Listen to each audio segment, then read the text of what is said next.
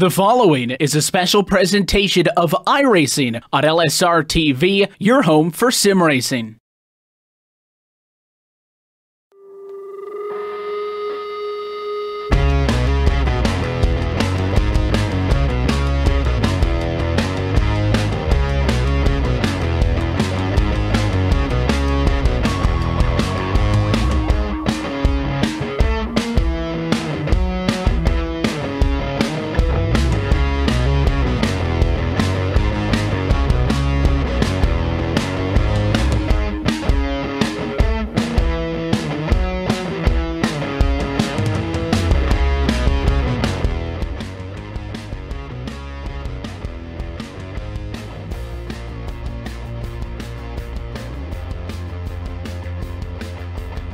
Good evening, ladies and gentlemen, and welcome to the Superspeedway Cup Series here on LSRTV, broadcast live on iRacing Live on YouTube, here at Daytona for round number 15 and round number 2 of the playoffs. Rachel Wyford and Brian Macklin with you tonight, and well, Brian, things are starting to heat up. We've got some good rounds under our feet from last time out, and qualifying just underway here on the banks of Daytona during the beautiful afternoon weather here in Florida. Yeah, it might be nice down in Florida, but I know where I'm at right now. It is extremely cold. We're looking at about a 20-degree night tonight. But yeah, these guys are going to have quite an exciting night here. And for one driver, he doesn't have to worry about it because he's got a victory, and that's Seth DeMerchant won last week at Talladega, and he advances automatically into the next round of the playoffs. So he gets to have a pretty laid-back night here tonight. He can go out here, race hard, go for the victory, and if he gets caught up in a wreck, it really doesn't matter. But for the rest of these drivers, especially the drivers that are in the playoff contention, they have to be mindful of that and make sure they don't get themselves in a bad spot.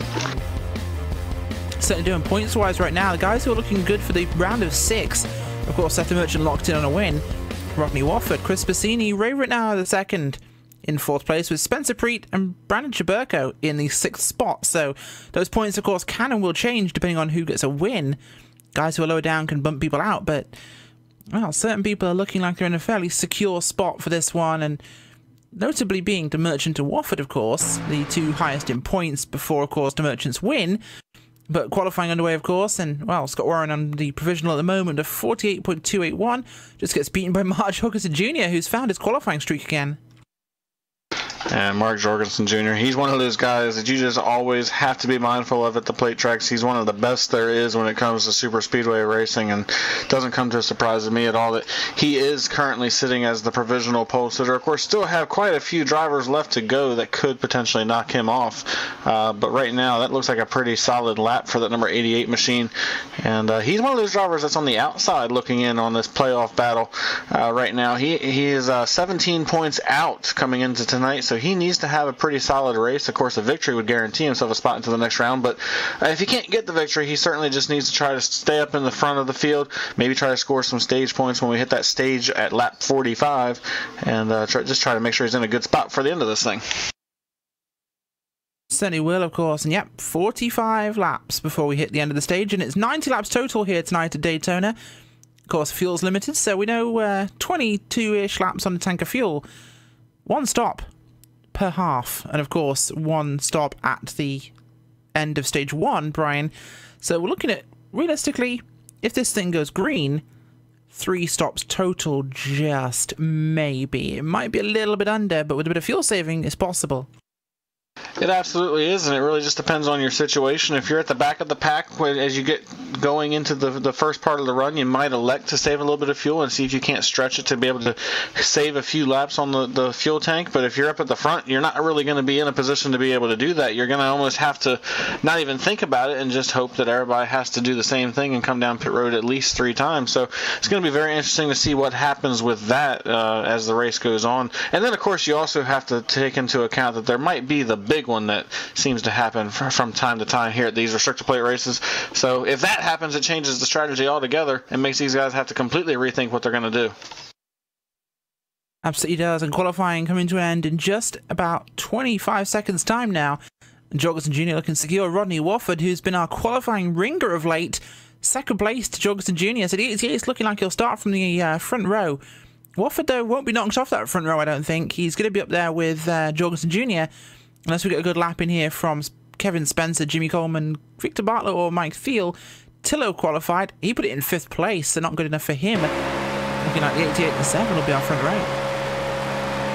It's looking good. Looks like the timer is about to end here, and it looks like indeed Mark Jorgensen will win the pole here. So going to have a pretty good seat to start this race, and should be a pretty exciting one here tonight. Rachel, it's going to be a lot of fun. Certainly will be, of course. And you know what? We go through our qualifying stats a lot here on LSRTV. We also do it during the race. You can keep up as well, because the coverage of Superspeedway Cup Series is brought to you by Joel Real Timing, the official timing software of LSRTV. Whether you spend your time on in the sim, behind the wheel, on the pit box, or from the spotter stand, JRT is the go-to software for iRacing timing and scoring analytics. Get yourself a basic download or get the pro version today at joel-real-timing.com. That's joel-real-timing.com. Without further ado, we're going to go to your starting grid tonight, of course, powered by Joel Real Timing. Up on the pole tonight, Martin Jorgensen Jr. will take that pole position from long-time pole sitter Rodney Wofford in 2nd place. Scott Warren in the 3rd spot, with Rod Flagg in 4th and Harry Tiller in 5th place. Starting 6th here tonight is Ray Rittenauer. Then we have Seth DeMerchant starting 7th. He won last week at Talladega. He's guaranteed a spot into the next round of the playoffs, so he's just here to try to get another victory. Brandon Chaburko starts P8. Chris Passini is 9th and running out the top 10. Glenn Hedrick starts 10th. 11th place tonight, Spencer Preet with Lucas Cram in the 12th spot, Ramon Evans in 13th, Travis Brown and Michael Koza Jr. Brendan Cruz Montevalles is starting 16th. Then we have Gary Champion starting 17th. Corey Smith will start from the 18th position. Then we have Richard Reagan Jr. starting 19th and running out the top 20. Alex Hallinar starts 20th. Dan Harrington in 21st place with Justin Levine in 22nd. Mike Schultz 23rd. Sean McCarrick 24th place with Daniel Holloway in 25th. Rounding out your field though, Victor Bartlett, Jimmy Coleman, Mike Thiel and Kevin Spencer as non-qualifiers, rounding out our 29-car field. And how about Jimmy Coleman? He's one of those playoff contenders. He's actually the first guy on the outside looking in, coming into tonight, and taking that provisional. That's going to be a bit of a risky move, because starting all the way back in that 27th position, he's behind everybody, and if something happens in front of him, he's going to have to find a way around it and hope that he doesn't get caught up. So it's going to be interesting to see what happens with that number 78 throughout the evening, to see if he's able to navigate his way through the field and get himself into a good spot for the end of this race. Certainly does, of course, and well, the field rolls off pit road here to start tonight's 90-lap round number 2 here of the playoffs. And well, this one should be fairly exciting. Looks like Jorgensen Jr. has found his mojo. He could be a powerful threat tonight. Absolutely, and again, he's one of those drivers that's on the outside looking in as well. He's currently sitting in the 12th position, 17 points outside of the cutoff right now, so he definitely looks to have a strong night, and if he could finish where he's running right now, where he's going to start this race from, he'd be guaranteed a spot into the next round, and that's certainly what we expect him to try to do here tonight, see if he can get a good run in, keep himself at the front of the field, and be a factor for the victory when it's all said and done. But there's several guys behind him that I think are going to be a factor in that as well, and I believe one of them is the guy that's starting his outside. That's Rodney Walford. He's on the inside coming into tonight's race. He's actually seated 2nd right now, but he's another case where a victory guarantees him a spot. I expect the number 7 machine to be very aggressive here tonight, and I expect him to try to stay up front pretty much all race long. Yeah, we certainly do, and they're going to come around down to turn number 4 now, and that pace car in just a few seconds time will take the long left-hand turn onto pit road here to get tonight's race started. A very quick start after that pace car does pull off, so don't let yourself blink. It'll happen in an instant. Restart box very short here as Martin Jorgensen Jr. gets the green flag. It waves in the air. Round number 2 of the playoffs are green. You can see right away these guys are all starting to push as they get down into turn 1. It's going to take them almost a full lap to get up to full speed in these Cup cars, and Mark Jorgensen Jr. has the shortest way around this track right now, and that's going to give him the advantage as they head to turn 1 for the first time here tonight. He inches ahead and pulls away from the number 7 of Rodney Walford. That brings Scott Warren right to his back bumper now as they go down the long back straightaway here. And this is where, if you have an opportunity, you can get a big run on the outside line. Doesn't look like Rodney Walford's quite going to have that, although he does pick up some momentum on the outside. He's able to get back to the door of the 76, but not quite able to get back to the door of the 88 as they come off turn 4. Indeed, the outside line dropping back a little bit in today's one here as up front things go as almost as expected on the low side. Brandon Chaburko moving around a bit behind the top 10 group here. He's down in 9th place. Things single filing out pretty quickly. In fact, a bit of a breakaway at the front here as our second group dropping back quite a lot already. Months of Ice leading that second group here back in 16th place. Pretty wide back in the pack there. Yeah, they're just trying to sort things out towards the middle part of that pack right now. As you said, Brandon Cruz Monsiváis is the first guy leading that second group. Doesn't really have a lot of help behind him as he's pulled out to a 4 or 5 car length advantage over the guys directly behind him, and that's not going to help his cause of trying to catch the guys in front of him, other than the fact that they're not really very organized in front of him. He's able to start closing in on the number 87 machine of Ray Rittenauer, and that might help him to stay with that front draft, but at some point he's going to need help if he's going to get up there and be able to challenge with those guys at the front of the field. Meanwhile, nothing has really changed at the very front right now, as you've got Mark Jorgensen out in front. Scott Warren is pushing him. The outside line is beginning to fade just a little bit. Chris Passini is trying to lead that charge, but now he doesn't have a whole lot of help as Rodney Walford is right behind him, but that's the only car I see behind him right now, and that's not going to get the job done for those guys on the outside line. Not at all, of course. These guys know that this race, they have to focus on finishing races. And, well, you don't finish races by getting into wrecks. They need to save that backup car for later on if they absolutely have to. But you can see after the last round where things were a bit topsy-turvy, of course, they really have to be careful now. And you're starting to see drivers behaving very differently. This is single filed out so quickly. Only 2 cars left on the outside there, the 1 and the 7. So Wofford and Passini teammates there. I'm sure they're going to find a way to drop down as soon as they can, but they want to stay as far forwards as they can to do that. I think right now you're seeing the calm before the storm. These guys realize they have a very long race. It's a 90-lap event. They have a stage caution that's going to come out and slow things down and give them an opportunity to get bunched back up. So at this point, there's really not a whole lot to race for other than just trying to keep yourself towards the front of the field and maybe to learn a little bit about what you can do on the outside line. If you're Chris Passini and Rodney Walford, this is a learning experience for them because they can see just how powerful they can be with 2 cars out there by themselves. But other than that, you're really not doing too much at this point. Is just trying to log laps and keep yourself out of trouble until it's time to go. Certainly is, and Jorgensen Jr. has a nice relaxing time up at the front actually, though Tiller's pulled out to join Passini and Wofford. This could make things more interesting. 3 cars up there, 2 cars at the front have a bit of a gap to them, but the 57's going to start to roll up there. The Merchant's going to get up to the back of the 76 of Warren. Good turn of speed from him as Mark Jorgensen Jr. comes up to check the outside line with Tiller. He's going to steal that momentum and they're going to keep going forwards as much as they can, but, well, we'll see if he drops back down again as he always does. He does. He checks their advantage and he goes back down to where he's comfortable and where it's just a little bit faster. So that outside line's real opportunity to charge just got really cut off there by Jorgensen.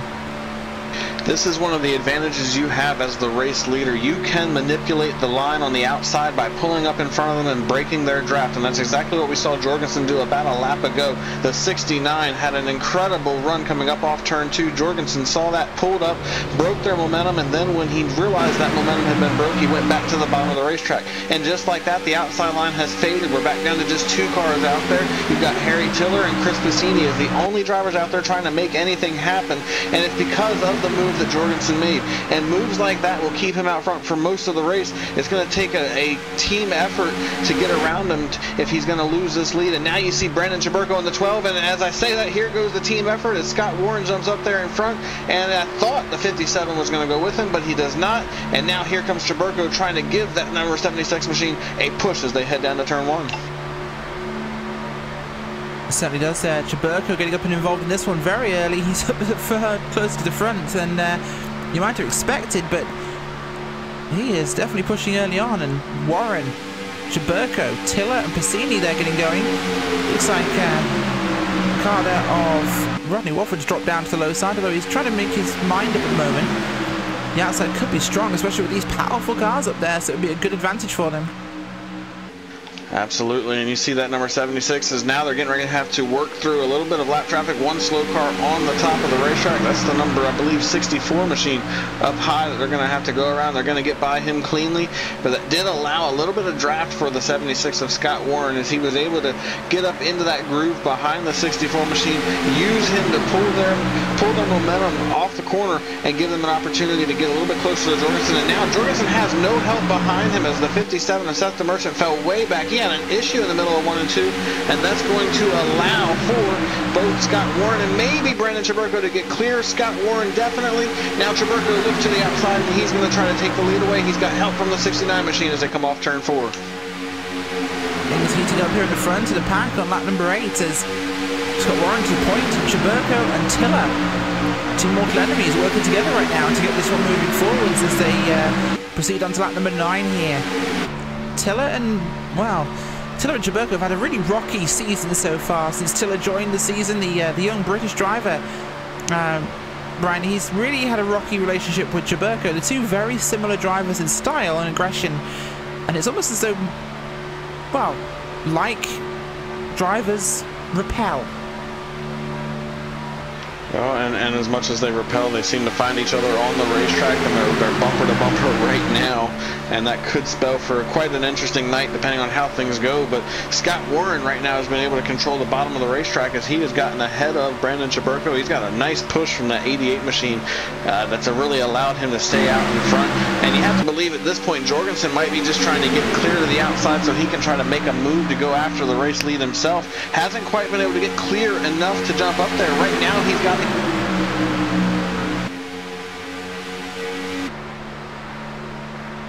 He does indeed, and well, he's going to stay down low for the time being. I don't think he's really got the opportunity to move, but he will now. Yeah, Jorgensen Jr. always looking out for number 1 here as Chaburko now in the back bumper of the 88 car will get him moving forwards. And you see here now, there goes Mark Jorgensen on the outside of the racetrack trying to make that move. He's got the power as he comes off turn 4. And does he have the speed to get to the line? It does not appear that he does, as Scott Warren will hang on for the moment and be able to drive away, at least try to get away. He's got Chris Passini on the bottom of the racetrack trying to push him along as well. And now you got a nice little battle going on up here at the front of the field. But as quiet as these guys were at the start of the race, Rachel, they have heated things up at this point, as now you see several cars on the outside of the racetrack trying to make that outside line work, and these guys are not riding anymore like they were at the start of this thing. Absolutely not. No, they are pushing pretty hard right now. They want to make sure they have some opportunity because, well, we're halfway through a fuel run already. That's how quickly this has passed, a quarter of the way through the first stage, and these guys looking at track position. Absolutely they are, as being about halfway through this fuel run.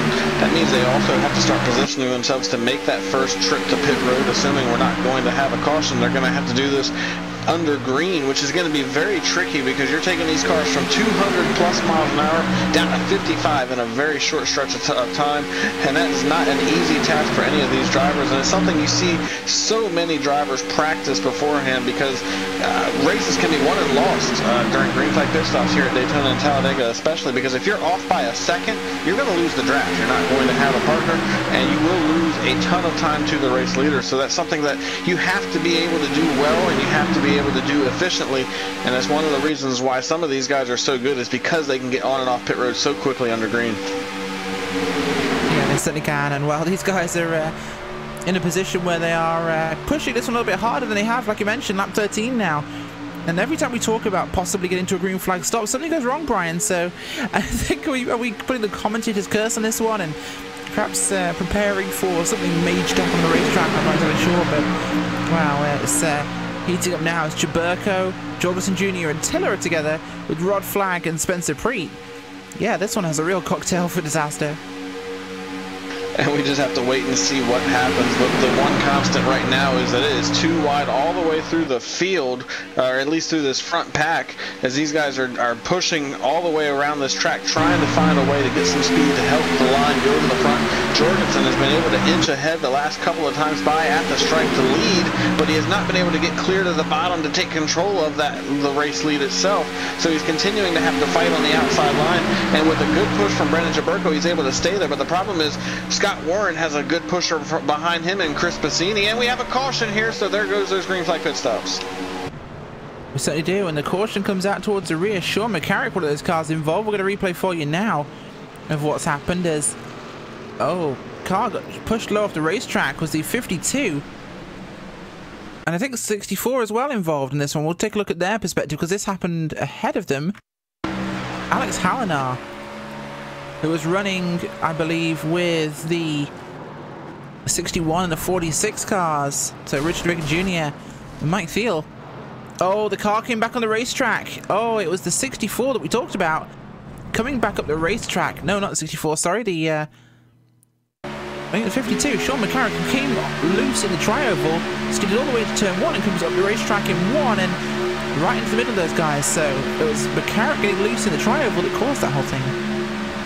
And that is an unfortunate break for all of those drivers. The one advantage to that is that they do have their backup cars that they're going to be able to come in and use. The problem is now, with still 75 laps to go in this race, they've already used it. So if they get caught up in another wreck, that's it. They're going to have to deal with the damage they've got, or it could potentially take them out of the race. So a very unfortunate break for all of those drivers that were involved in that wreck. But now, for everybody at the front of the field, they don't have to worry about coming to pit road under green this time, but they are getting ready to come to pit road for what we believe to be at least fuel, maybe 2 tires, maybe 4. We'll have to wait and see what these drivers elect to do as they come to pit road. They're exiting turn 4 now, and pit road should be open, so we'll find out very shortly what all of these leaders are getting ready to do. I think we'll see a lot of people come down pit road for service, because cautions breed cautions. If we get one, we'll probably get another one, but will it be late enough for them to get into that 45 lap competition caution, of course, for the end of the stage? So everyone comes down pit road as expected. 15 laps in. This takes them, of course, to about lap 37 on fuel, so it gives them options when they get towards the end. Of course, they'll need the laps to be in the region of about, let me calculate this one, roughly 27 to be comfortable. And we've had a couple of guys miss their pit box, but not many. Looking like everyone's going for left side tyres.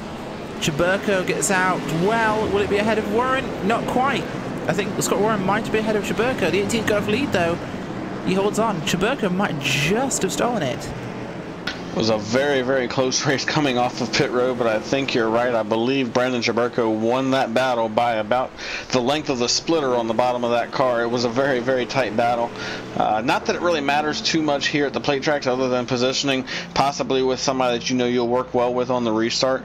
For Scott Warren, that might actually work pretty well into his favor, because it looks like that would put him on the bottom of the racetrack behind Mark Jorgensen, to give him the opportunity to push Jorgensen when he takes off on the restart. So it might actually have been in Scott Warren's favor to come out in 3rd position like that, as it's going to give him that help as they get back going.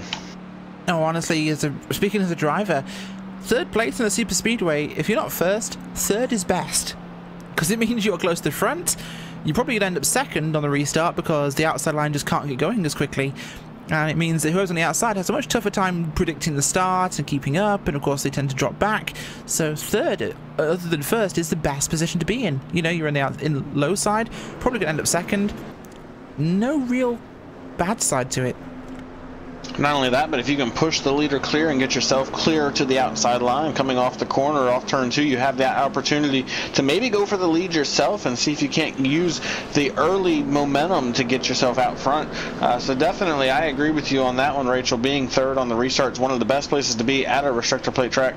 Of course, my opinion has always been you want to be in 1st place. That's the safest place to be in most situations, but 3rd's definitely a good place to be as well. Can't be 1st, 3rd is best.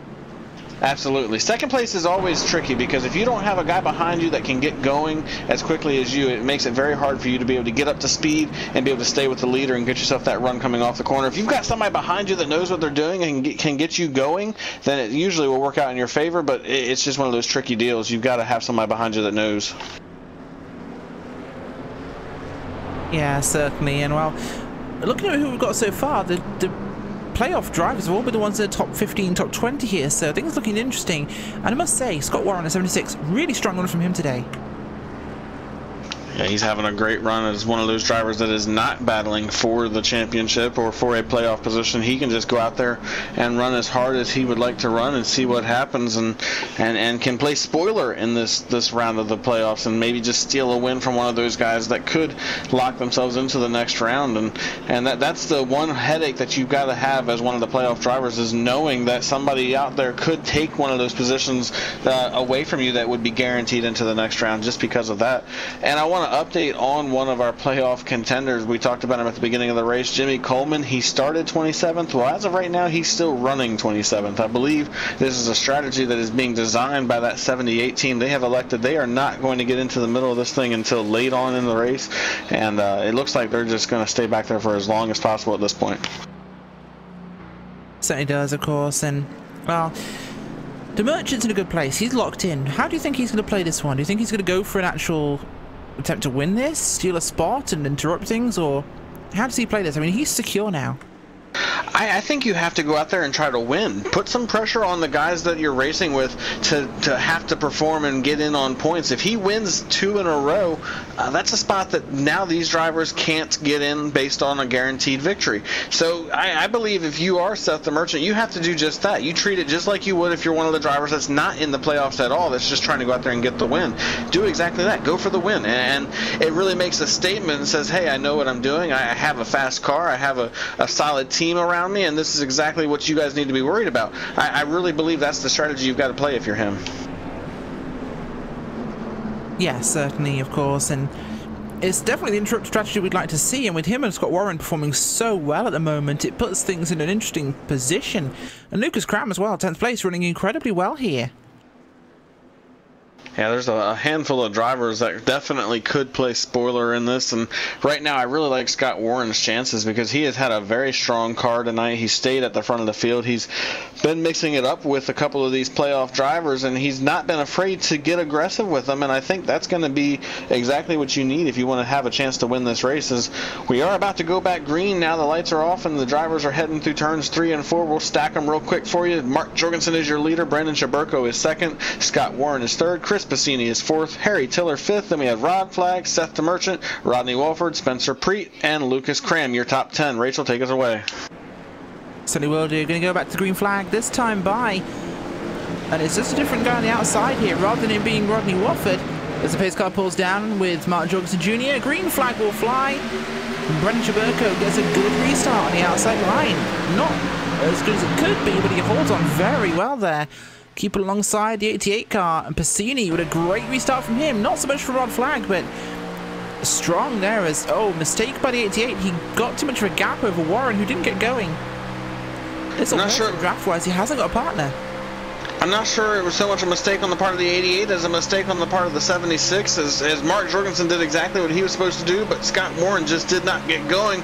It's not going to be too detrimental to these guys, as Scott Warren was finally able to get to the back bumper of Jorgensen and gave a nice shot going down the back straightaway, and that's going to propel him back out in front of Brandon Chaburko.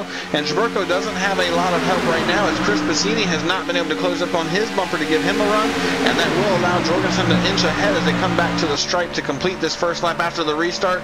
And Scott Warren stays right there on the back bumper of Jorgensen, trying to push him, trying to get ahead, maybe see if he can jump up in front of Chaburko, but just not quite able to get there at this point. No, Chaburko can't quite get ahead. He's dropped back now. Warren's pulling time now, catching up to the 88 car. Bassini, Wofford, and Flagg on the outside. Getting moving again. Once again, it's just those 4 on the outside. And we saw that at the beginning of the race. There wasn't very many cars that lined up on the outside line at the beginning of the run, but after a handful of laps were on the tires, and after a handful of laps had went by, we saw more drivers beginning to move up there and trying to take some chances, and I believe we'll see that again. At the beginning of the run, everybody just wants to get to the bottom of the racetrack. They want to establish themselves as close to the front as possible, and then after a handful of laps go by, they start getting more aggressive, they start taking some chances, and they start making moves, and Jorgensen was watching some things going on behind him as Chaburko and Scott Warren made some contact going off into turn 1. They're starting to get aggressive at the front, but these guys at the back, they're kind of hanging back right now.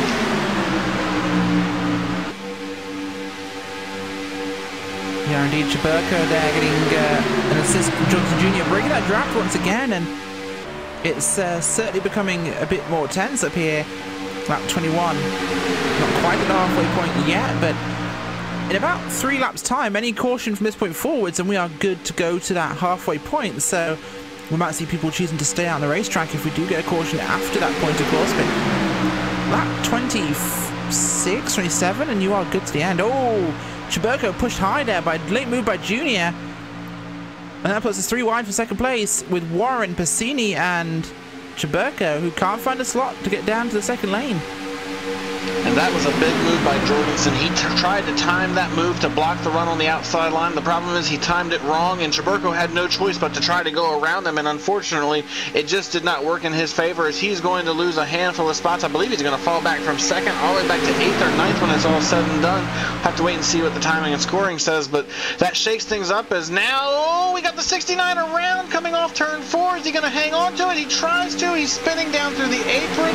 I believe Harry Tiller is going to be okay. He's going to lose all of his track position though. No caution comes out as he's able to keep it off the racing surface, but that could have been huge for all of these drivers at the front. Certainly could, and that was a big mistake there by Tiller. The draft catching him out, unfortunately, but he managed to keep that car in one piece on the grass. A bit of grass in the splitter, but the car will be okay. So of course he can make that time up again, which shouldn't be a big disaster for him. That's still a lap at least though. That means hope there's a caution soon, I'm guessing. But up towards the front of the field, things are staying pretty even. Passini now the one going to make a charge on Junior. And he's doing a really good job on the outside line. He's got help from the 10 machine of Rod Flag trying to push him around on the outside. Of course, Rodney Walford also out there trying to help them around as well. But just those 3 cars up there right now. Chaburko is hanging back a little bit further back on the outside line, but not really doing enough to be a help to them. So it's just these 3 drivers trying to make it work. And now that the field has kind of shrunk down a little bit, the outside line has a little bit more of an opportunity because there's not so many cars that are trying to battle. And we have the replay on your screen of what happened with Harry Tiller, or we had it just a moment ago. You'll see what happened to that number 69 machine just a handful of laps ago. Certainly will, of course. You saw there the replay of Harry Tiller's spin off the racetrack, and he's now about half a lap back from these guys. He's just come out of turn 2, and the leaders are already the tri-oval, so he's going to go a lap down very quickly. Oh, car low. That is, I believe, the 57 of Demergent, who got very low and out of the groove with the tri-oval. Gets control of the car, then rejoins the back lead pack. Outside line falling apart here. Seth the Merchant just had a similar issue to what happened with the 69 a handful of laps ago. He got loose coming off the corner, had to go to the apron, was able to hang on to it, but is going to lose a ton of time and might lose the draft as well. As you see, he's fallen out of this pack and is just trying to hang on. And now all these guys are starting to fight their way to the bottom of the racetrack. And Rachel, I do wonder if these guys might be starting to form up to maybe come to pit road, because at this point they can go to the end of this stage without having to come back to pit road. If I'm one of these drivers at the front of the field, if I can come to pit road now, get that out of the way, then I don't have to worry about it. If a caution comes out, I'll get all my track position back. I think that might be the call for some of these guys. Certainly could be, of course, and well, the racetrack is definitely hotting up at this point. Just past the halfway point in this first stage, and well, a caution anytime now, and they might be able to make it. In fact, no, they will. A caution from this point onwards, and they can make it to the end of the stage. This will definitely open up the strategy for sure, and wow, I'm looking forward to seeing exactly what will happen. But right now, it's a controlling race by the 8 of Martin Jorgensen Jr. Chris Passini holding on strong, along with Rod Flag and Brendan Chaburko there. Really doing a good job in this one. And everybody has gotten the single file through the front of the field. You've got to go pretty far back into this front pack to find somebody that is making the outside line charge, and that would be the number 26 of Daniel Holloway, trying to find some help up there. He's got the number 72 of Spencer Preet, and Seth the Merchant was up there, but he elected to go to the bottom of the racetrack. So now it's just the 2 of them out there, and just now it's one of those watch and wait games. See who's going to make the move, and then hope you've got somebody to go with you when you do make that move. And for these guys at the front of the field, they know how quickly they'll drop to the back if they jump out there by themselves. So I don't think you're going to see too many guys take chances. I think that number 12 car is probably the one you have to watch the most, as we know he's willing to take a chance. And looks like, just as I said that, he peeked out to the outside line, then goes back to the inside. Certainly does, and that widens things up, of course, and the race now in a really interesting position of single file racing here, running to the second half. Tiller desperately wants a caution. In fact, he's just heading into turn 3, I believe.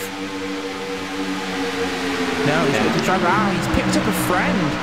He's hooked up with a 64 car back there of Alex Hallinar, so the pair of them, even though Hallinar's 4 laps down, drafting now, so they're actually holding time on the pack. And entering turn 1, the leader's heading out of turn 4, so the time is coming down, but not as much as it was. So this might hold them on the lead lap.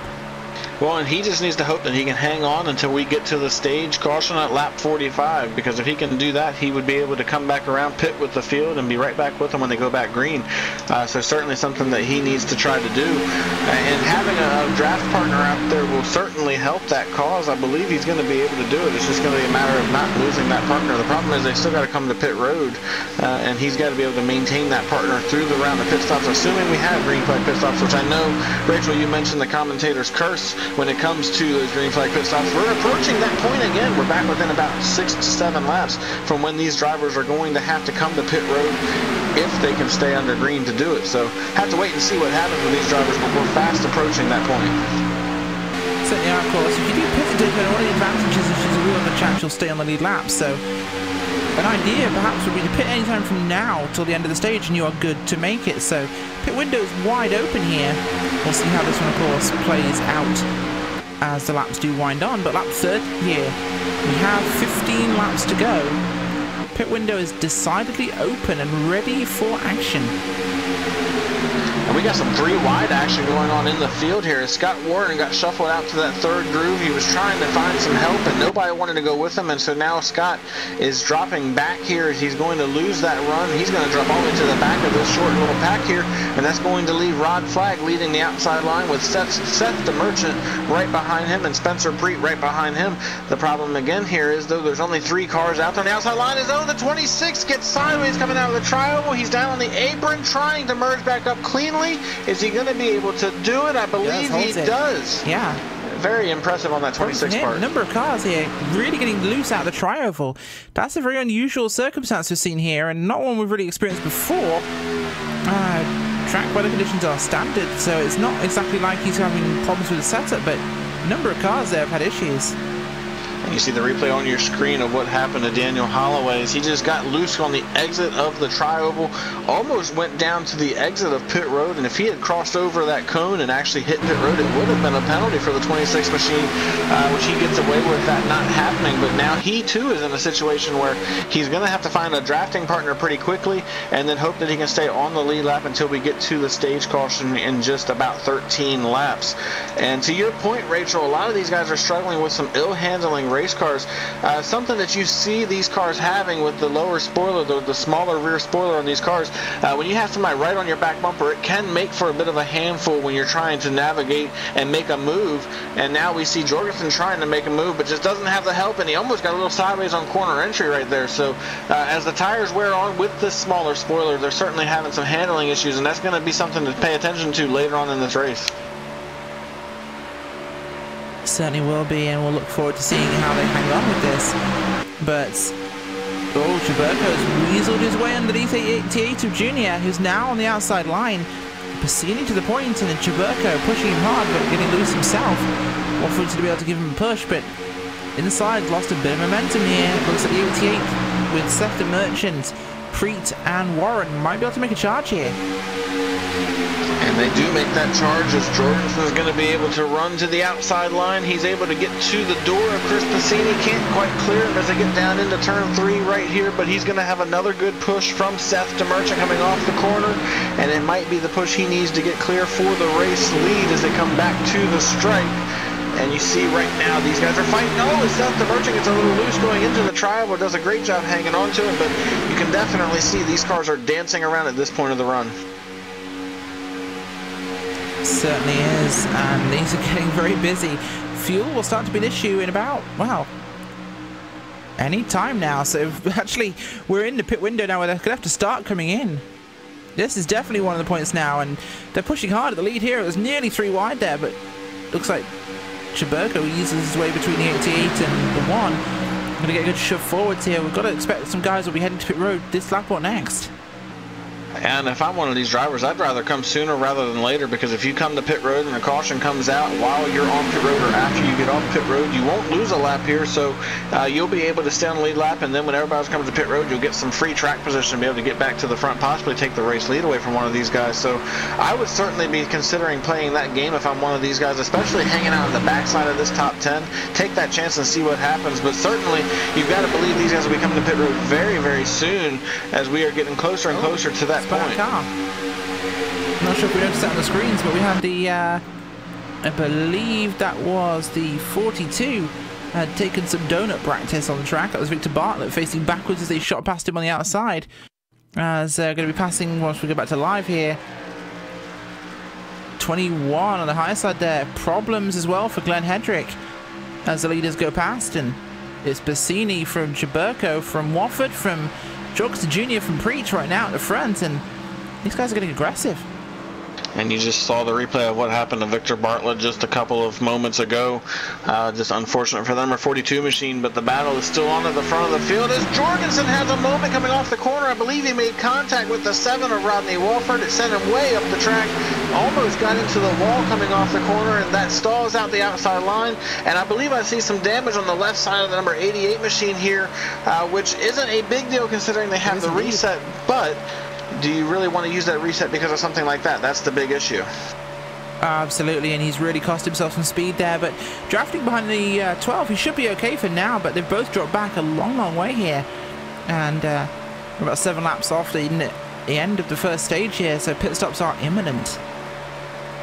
And I would have thought they would have been in by now, because when they had their caution on lap 15, they came in around lap 16. So certainly right on top of that window where they're going to have to come to pit road any moment now. I believe in the next handful of laps. I thought they'd be on pit road before now, but apparently these guys have figured out a way to stretch that fuel just a little bit further, which is working out in their favor.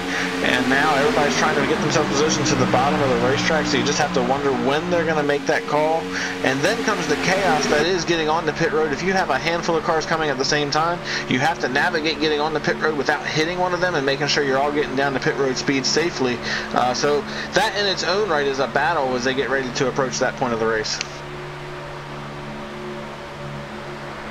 Sunny is, and Chaburko holding himself on the outside there somehow.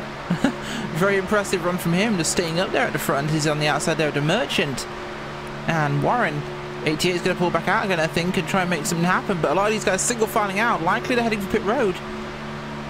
As Chaburko finds a spot to get in there, and he does just that. Single file in time at the front. You've got to expect pit stops any second. And Monsivice there up the racetrack behind the 77 of Koza Jr. And the interesting part is here they go. It looks like almost the entire field.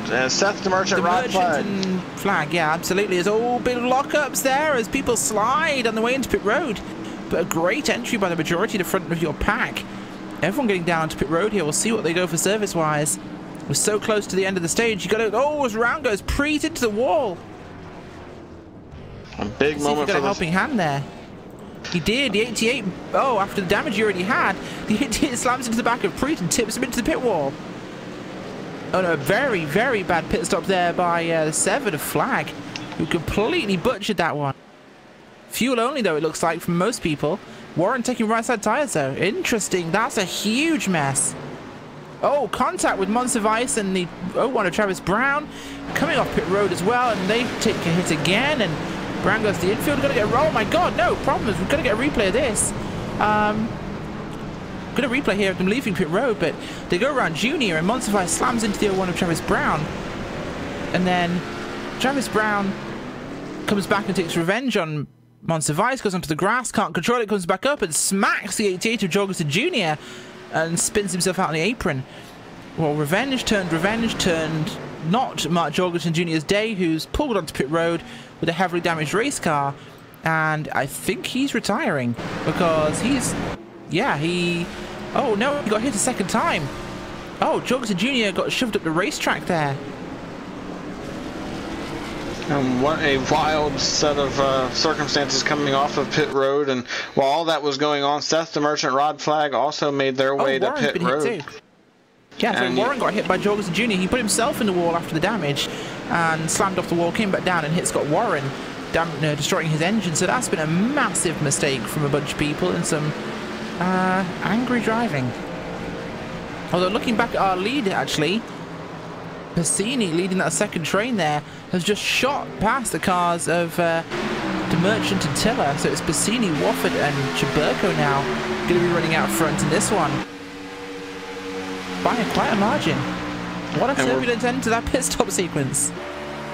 And we're very close to the point where the stage caution will come out. We're only 4 laps away from that happening. So now the question becomes who will win this stage as we get down to it. You've got Rodney Walford, Brandon Chaburko at the front of this field. They've got a pretty good gap over the rest of the field behind them. So it's going to come down to these 3 drivers when they get down to it. And the question is, does Rodney Walford or Brandon Chaburko take that chance to make a move for the race lead and for potentially that stage victory? Or do they hang back and let Chris Passini hang on to get the victory? It's going to be a very interesting couple of laps for these 3 drivers. Very much is so, and I think everybody will be wanting that caution in about 3-4 laps time, because there's a few heads to get straightened out, I think.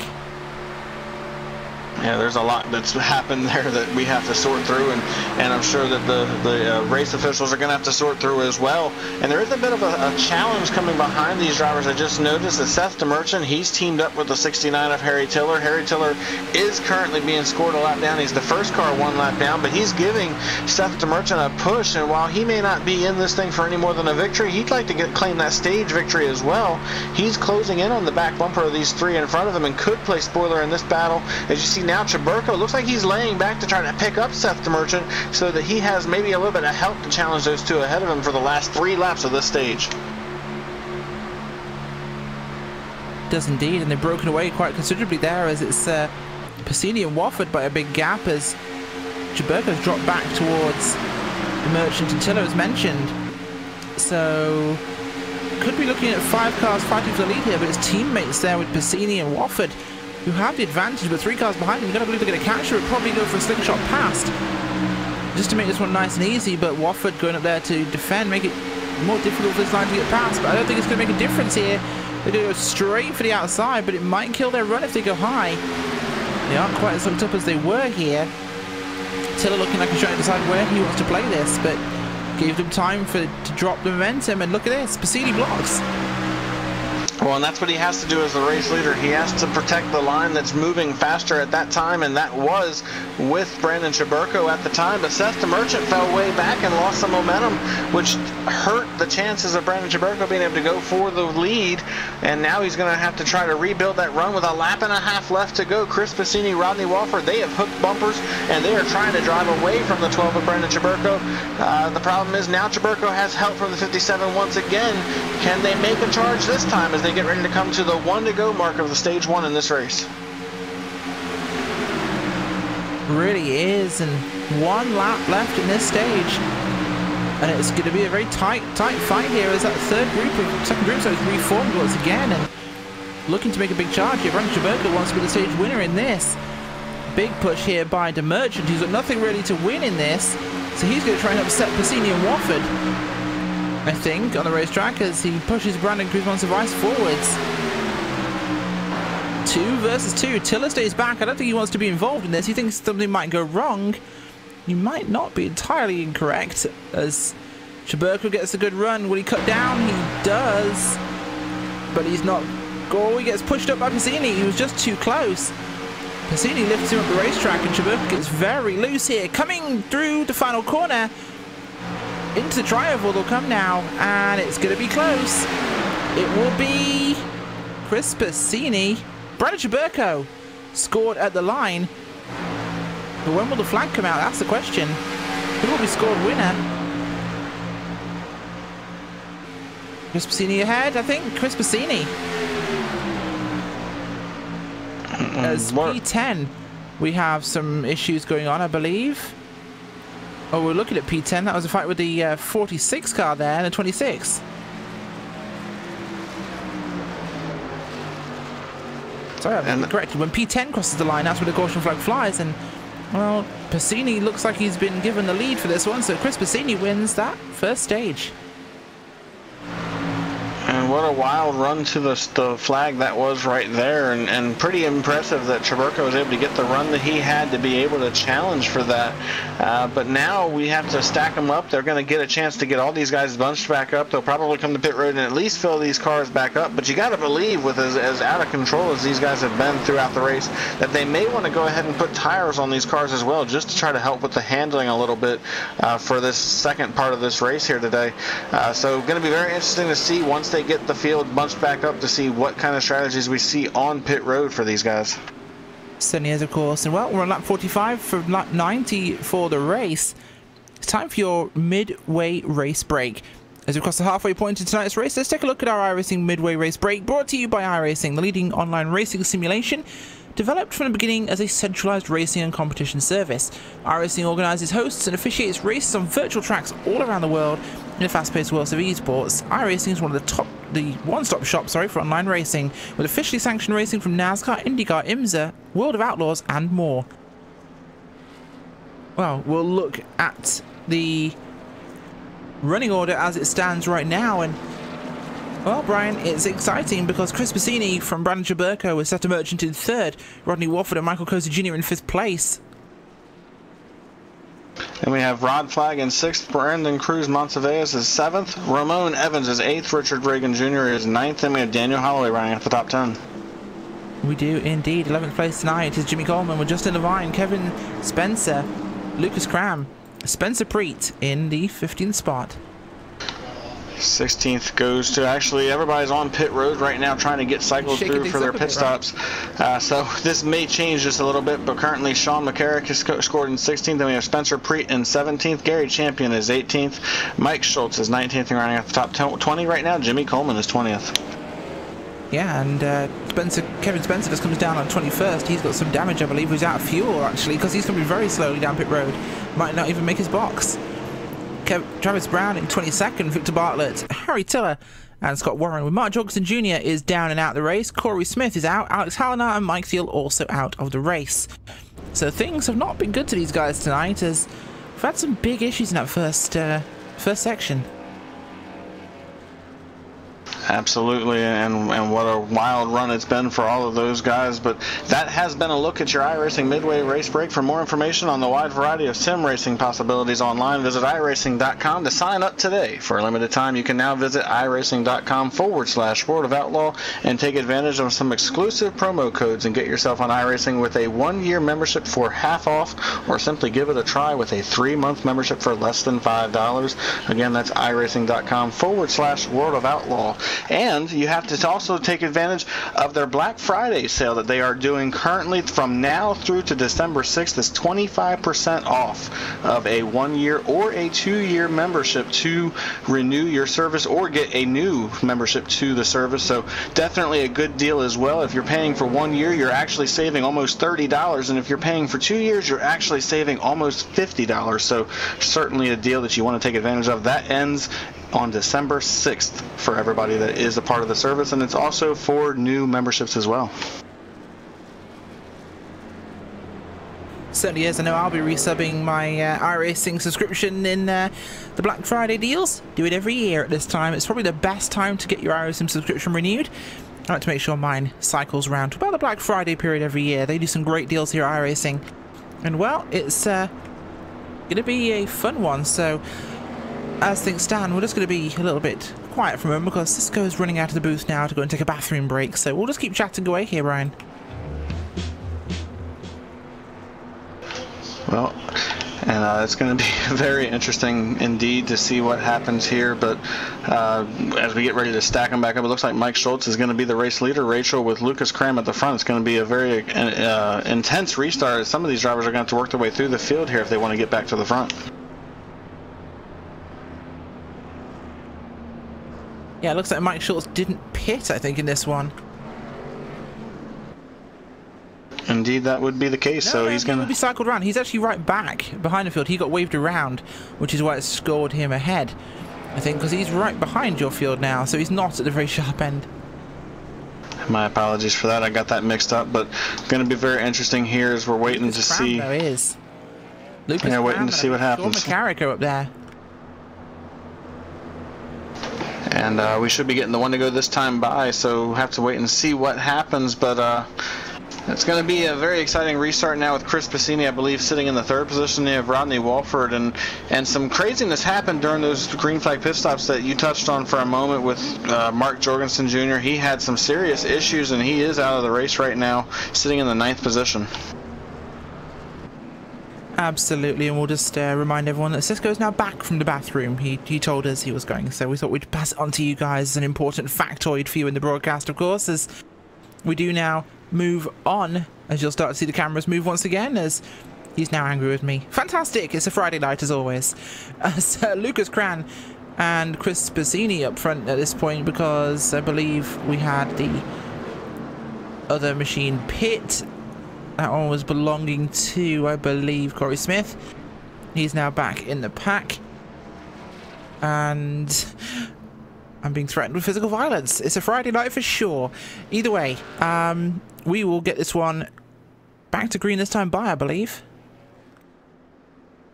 Indeed we will. The lights are off on the iRacing Ford Mustang, and that will allow these guys the opportunity to go back green flag here in just a moment. And it looks like Lucas Cram is on the bottom of the racetrack, and I believe the 16 and Mike Schultz went to the back, as you mentioned, and will not be the race leader. Lucas Cram will be the race leader, then Chris Passini, then Rodney Walford, followed by Seth Merchant, then Rod Flagg, Glenn Hedrick, Ramon Evans, Richard Reagan Jr., Sean McCarrick, and Brandon Chaburko, your top 10. And for the first time here tonight, the 44 of Lucas Cram will be leading these guys to the green flag, and that's going to be a very interesting restart for everybody at the front. Certainly will be, of course. A little bit of miscommunication on our end back here. We had a couple of little issues just then during the break, but we are going to go back to green this time by with Lucas Cram, sorry, up front. Timing hasn't cycled back again, and green flag flies. It's a good start by Cram. And he's able to get on the loud pedal. The problem is Rodney Walford did not get going as quickly as he did, where the outside line with Chris Passini and Seth the Merchant did. And you see Chris Passini starting to pull ahead here as they head to turn 1. But now it looks like Lucas Cram finally gets a little bit of help from the 7 of Rodney Walford, and he will be able to inch back ahead as they come off turn 2. And this car takes so long for these guys to get the full song. They're still about a half a lap away from being at full speed, and we're waiting to see what happens here. But it looks like Lucas Cram will have the advantage as they head to turn 3. Should for now, yeah, with Rodney Walford pushing him. Teammates on the outside there, Passini with Seth the Merchant up front, and they've got the 21 of Hedrick and the 10 of Flagg between them. 83, the 12, the 46, and the 54, so the 12's going to work his way up here, and this is really shaking up our playoff standings with a number of the drivers who are up there dropping back in your field. Indeed it has, as you see these guys continuing to battle hard at the front of the field. Chris Passini trying to make something happen on the outside line, but just not a lot of help out there. He's got a couple of guys back there. Glenn Hedrick has caught up and is trying to push him and Seth the Merchant to the front, but it's just not working right now. As you see that number 44 machine of Lucas Cram just continue to fight hard on the inside line, and he's able to hold on to that race lead for the time being. But Rodney Walford now is starting to power up as he's able to get almost clear to the outside. If he wants to make that move, he could. He's clear now, and he's going to make that move for the lead. Rodney Walford to the outside as he's got a good push from Chris Passini. Cram will lead. Actually, I believe Walford got it at the stripe. It's going to be very close. And no, they're showing that Lucas Cram led at the stripe, but now Rodney Walford will take the lead as they head to 1. Yeah, we've got some timing and scoring issues right now because Mike Schultz is showed as the leader, but that is an error we're seeing in timing and scoring, so we'd apologise for that one. But Lucas Cram now not out front because Rodney Walford's made it past him. Passini leading the outside with the Merchant here, Flagg, and behind them it is Ramon Evans, Glenn Hedrick, Brandon Chaburko in that group. And what a great battle going on at the front of the field right now. Rodney Walford, he's in based on points in the playoff grid right now, but a victory guarantees it. He doesn't have to worry about the points, and that's exactly what he'd like to do here tonight, is try to hang on for the rest of this race and see if he can't get a victory. And that would also take a victory away from one of those guys that are trying to fight their way into the next round of the playoffs. So certainly something that he would like to do. And with some of the troubles we saw a handful of our playoff contenders having early, we could see some big shakeups in the points here in the second half of this race. But a great battle going on now as here comes Rod Flagg. He's got to fight for his virtual life as he's at the bottom of the playoff grid. He's going to the outside line trying to get the run and see if he can't go for the lead here in 3 and 4. Absolutely. Rod Flagg up at the sharp end, fighting for the lead. We've not seen this in a while. It's great to see, actually. Rod Flagg in that Pontiac Grand Prix there, the Valvoline machine, working hard on the outside with Passini. Good combo of cars, very fast. We'll see if the Merchant and Chaburko join them. They do indeed, as predicted, and this could be a potent outside line. Indeed it will be, as these guys are continuing to build that steam up on the outside lines. It's about to be 4 versus 4 here at the front of the field, and now Lucas Cram looks to the outside. He gets a great run as he jumped up in front of Rod Flag. He gets the speed. He's got the big push down the back straightaway. He's almost clear of Rodney Walford. He's got the opportunity, but not quite able to get clear as they head to 3 and 4. But a great move by the 44 machine is going to give him the opportunity to challenge for the lead. And now you see Chaburko towards the back part of this group. He shakes it up, goes to the bottom of the racetrack. So everybody's starting to dance around here. We're getting down to it with just over 45 laps to go in this race. I'm sorry, 35 laps to go in this race. These guys know it's go time. Absolutely will, and impressive moves there by Lucas Cram. Driving here as that Ford EcoBoost usually will get his way, or fall back a little bit here. Actually, there's a bit of a constitute on the inside line there, as up comes the 83 of Ramon Evans. Going to make an attempt here on the 7 as they go past Schultz on the outside. That 16 car will drop back behind your leaders. Ramon Evans up at the sharp end again. Another driver we've not seen up here in a while, so it's great to see him out front at the moment. We'll see if he can clear the inside, but the inside's very strong there with, it's like, Glenn Hendrick also pushing hard in the inside lane. Indeed he is, as he's moved into that 3rd position, 2nd on the bottom of the racetrack right now, just trying to find a way to move closer to the front. But you see everybody on the outside line continuing to fight hard, as now Ramon Evans is trying to take that race lead away. Doesn't quite have the help that he needs, as Lucas Cram has just not been able to push as hard as he'd like, but continues to stay right there with him. And you got a little bit of an 8-car breakaway from the rest of the field. These guys have dropped back a little bit, not sure if they're doing that by design, waiting for something to happen, or if they just haven't quite been able to keep pace. But either way, it's 8 cars at the front battling 4x4, or 4 versus 4, and then everybody else back there just hanging back behind them. Really good battle going on, as now Ramon Evans is going to inch ahead. He gets a great run coming off of turn 4, gets clear of Rodney Walford, leads at the stripe, now moves to the bottom and takes control of the inside line. Nice move there by Ramon Evans. Lucas Cram on the outside is going to be in a position to now try and make his way towards the front with Flag and Passini helping. Let's see how good that can be, but with 3 cars now rather than 5, that's even. Whoa, here comes Wofford. He wants to join in now, and Ramon Evans is going to block him. Or attempted to. Didn't quite make it work, as Wofford still gets past. Closing speed was a bit much there. Wofford will get completely pushed past, and will just pull straight down, probably. He does. There you go. Just drops Cram like, oh wow, like a used coffee cup. Drops him down to the ground and leaves him behind, but don't forget folks, make sure you put the trash in the bin. That's what it's for. But either way, Rodney Wofford, sharp end here, Ramon Evans, Glenn Hedrick, Brandon Chaburko on the inside. Some good names up here as well. Lucas Cram 26 as well, of Daniel Holloway up here making things exciting. It's definitely turning into a race we didn't expect. Absolutely not. As you see these guys dancing around, as Glenn Hedrick makes the move to the bottom of the racetrack. He had a great run coming off the corner, goes to the bottom, gets behind Rodney Walford, now tries to see if he can't inch ahead of Ramon Evans. Doesn't quite have the speed he needs now, but he's got a great run coming off the corner. Can he get to the back bumper of Walford and give him a push? That looks like exactly what he's going to do, but now Ramon Evans fights back on the outside line. It's going to be a drag race to the line. Ramon Evans will win that drag race as he's able to inch ahead, brings Lucas Cram with him. Will he drop to the bottom of the racetrack like he did a couple of laps ago? This time so far, the answer is no. He stays to the outside line. He's going to try to stay up there for as long as possible. Now, it looks like he might sneak to the bottom. No, he's going to continue to stay on the outside line, so he has figured that the speed is in his favor to stay up there, and that's exactly where he wants to stay. Now, he looks like he's going to have to make a decision as they head to turn 3, and he will eventually finally go to the bottom of the racetrack and blocks to take the lead away from Rodney Walford. I think he had to at that point to stay up as long as he possibly could there, as the Constantino behind the leader. Dropping back is Glenn Hedrick, continuing the inside with Chaburko there and Holloway. Outside might have an advantage as it's 3 versus 2 at this point. As people start to spread out a little bit. Holloway to the inside line. Not sure what he was doing. Oh, round goes to 46. Problems on the front stretch. Richard Rager Jr. with issues there as a few guys got shifted inside. 46 got tipped by the 55 there, pushes him down. Everyone stays in a straight line though and gets to rejoin the racetrack, but hairy moment. And that could have been huge, and it was big for a couple of drivers, but got away with it there. But just one of those deals that when you start getting very aggressive like these drivers have been, things like that are going to begin to happen. And for Richard Reagan especially, it kicked him out of the draft and put him in a position where now he's going to need a caution to get back into this thing, which isn't completely out of the question as these guys are still dancing around at the front of the field. You see Rodney Walford going after it, just trying to take this thing away. As he gets the race lead, he's able to jump ahead of Ramon Evans. Will he go back to the bottom of the racetrack? Yes, he does. He slams the door on the number 83 machine and takes that race lead away once again. Does indeed, and wow, this is a big fight we've got here at the front, and keep an eye on here because lap 67 will mark the 22 lap point after our last stop. So that puts us in a position where we might have to start seeing cars coming down for a green flag to stop here. So 5 laps off that.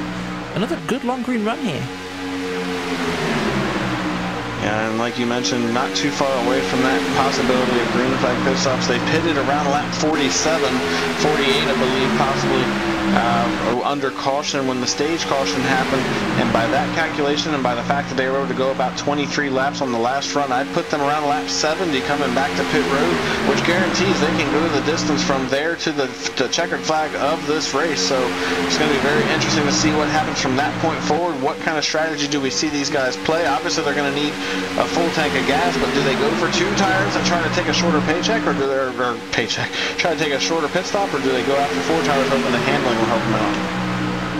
Not sure at all, but Crown goes backwards there, dropping back from the lead group as it's now going to be Ramon Evans, Chris Bassini and Chaburko, and now Tiller on the outside as they also get joined here by I believe Brian Kuzman's advice there as lap 64. 2 or 3 laps left before we have to start seeing pit stops, so it's any time now. And these guys are going to try and push it as long as possible as down goes the 55. I think that's a 55, or was that the 54? It was not. It was, I believe, the 44. No, I'm looking at the wrong car entirely. And a great battle goes on as Chris Bassini forces a 3 wide on Ramon Evans, and we have a wreck at the front. Ramon hangs on to it. Somehow he hangs on to that car. Could have been a huge moment for the 83 machine. He's got some severe damage, and it's going to kick him well out of the lead pack, possibly out of the draft as well. And that was an aggressive moment by Chris Bassini, trying to stick his car into a spot that really wasn't there. But he had to make that move because he needed the track position, and it worked out for him, but did not work out well for Ramon Evans. And you see the replay on your screen now, just how tight that was between those 2 drivers, and unfortunate for Ramon Evans as that will severely hurt his chances at a victory here tonight. I don't know if he's used the reset to this point, but if he hasn't, he most certainly will have to now. Yeah, back to live footage here, and amazing car handling there by Ramon Evans to hold on to that thing. That could have been a massive crash, but he does just hold on to it. Now it's 5 cars at front. It's Wofford, Flag, Bassini, Hedrick, and Monsivice. Definitely shaking up playoff positions here. Absolutely, and these guys are fighting for quite the battle themselves. As for Brendan Monsivice, a victory would certainly help his chances as he would be able to move into the next round, and that's exactly what you've got to believe he's going after. And then, as you mentioned, there's a couple other drivers up there like Michael Cozy Jr. that would love to do it. Just needs to be in the right position at the right time, but the problem is they do have to get through that round of pit stops, whether it be under green or under caution, depending on how this thing goes. They have to get through that round of pit stops before they can think about the race victory, and we're getting very close to that point now. I believe maybe in the next handful, 4 or 5, maybe 6 laps before we will see these drivers come to pit road. I do believe from this point forward they're good to go. If they want to make that trip to pit road now, they could. And you see 3 wide going on here at the front of the field as Chaburko got a great run. He was able to go around the number 21 of Glenn Hedrick, but now that run is beginning to stall out as it's just him and Victor Bartlett on the outside line, and it's beginning to fade for those 2. Still 3 wide as they come off turn 2. Big race in there, 3 wide, 2 deep in this one here as it's 3 wide for the lead here with Wofford, Hedrick and Chaburko. Tiller, the 42 there, Bart, there's a contact as he goes in the wall, round he goes, up on 2 wheels, everyone's doing straight somehow, no caution. But that was a big moment there. We're going to replay for you. Look at it, actually let's go on board here with Brandon Chaburko to see what happened here, because It was a body slam from Tiller into Chaburko, which puts him into the wall, hits Bartlett, then goes up on 2 wheels on the safer barrier. Brandon Chaburko for the ride of his life. Well, and that was a circumstance that started when they had to go 4 wide going off into turn 3. There was a lap car they were trying to get around, and that unfortunately just made things a little tighter than it needed to be and hurt the run on the outside line, and is eventually what led to Chaburko and Bartlett having the issues they had. But that settled everything down at the front of the field, as all of a sudden these guys have gotten single file. Glenn Hedrick is the race leader. Rodney Walford and Rod Flagg are right behind them, and now you have to wonder who your friends are at this point, because once you get past these pit stops, you have to have friends to be able to make your way to the front. And if I'm Rodney Walford and I'm Rod Flagg, I'm 2 drivers that are racing for the same thing. Rodney Walford's looking for a spot in the playoffs. He's got it right now, being seated 2nd. But Rod Flagg, he is the last driver right now, 14th in points, and it's pretty much a must-win for the number 10 machine, as he's 21 points out at this point. You got to believe he's going to be very aggressive at the end of this thing, trying to go after a victory. Oh, he absolutely is, and these guys are going to be on fumes now. We should be seeing a pit stop attempt anytime soon here, because they've got nothing left in the tank. It was, I believe, 48. Oh, here we go. Yeah, here's half the field. We've got Flagg, we've got Wofford, we've got Passini coming together. We'll just slow it up here and get onto pit road. Oh, big lockups by those guys as they do get it right. And now is when you've got to have a flawless pit stop, whether it be 2 tires and fuel, 4 tires, it doesn't matter. You've got to have a perfect pit stop. You can't slide through your box. Everything's got to be 100% spot on, and it looks to be the case so far for everybody down on pit road, as they're looking like left side tires for pretty much everybody down here. Rodney Walford's already down and away. You see Rod Flagg gets away pretty quickly as well. So both of those drivers have already exited pit road. Looks like Chris Passini as well got just left side tires, and those 3 drivers now on the apron trying to get away. And now the question becomes, who's coming to pit road this time? It looks like the rest of our leaders, Rachel, are in. Glenn Hedrick, Seth DeMerchant, and the field are coming in. Everybody is, and the other 2 got off pit road very separated, so they may not have the draft as quickly as they'd like. Big gap between them. They'll have to kind of catch up to each other before they can really make some moves forwards. But as you see here, in they go, and into the pit boxes they'll come. Good stops by most of your front runners, although Hedrick overshot his box. Left side tires again for most of this part of the field, as we see them coming off pit road now. Who gets off where? And oh, problems there for Warren. He gets turned sideways a little bit, but he carries on. Lost a bit of speed though, as just up ahead of them, Harry Tiller got off very well with Cozy Jr., and it was DeMerchant got the best run off pit road at all.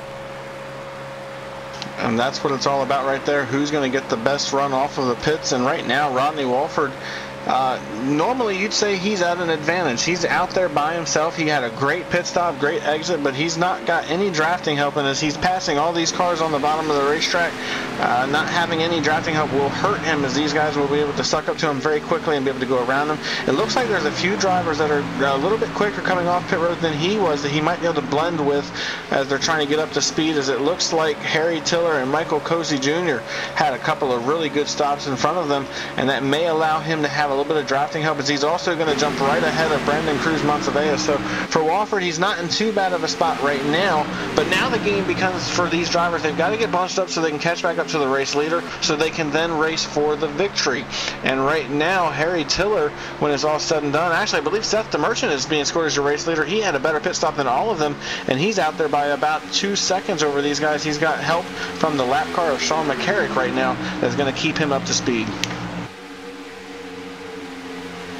Certainly is, and wow, the field's definitely getting itself organized here, as you did mention, yeah, the 52 car, a lap down machine, is going to be here to help out Sean McCarrick with Merchant.